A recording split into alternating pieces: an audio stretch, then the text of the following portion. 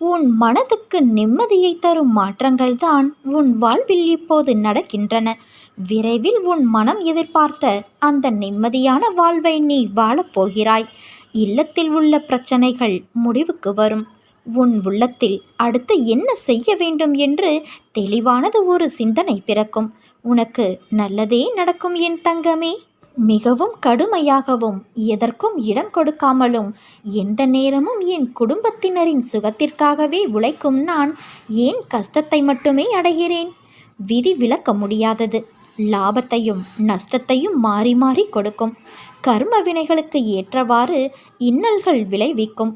உனக்கு வரக்கூடாத வியாதிகளும் வந்து துன்புறுத்தும். கர்மவினை அழிவதற்கு முன்பு நீ முடிந்தவரை பிறருக்கு எந்த பிரதிபலனும் இல்லாமல் நன்மைகள் செய்தால் விரைவில் உன் கர்ம பந்தத்திலிருந்து விடுபட்டு சந்தோஷமான வாழ்க்கையை பெறுவதற்கு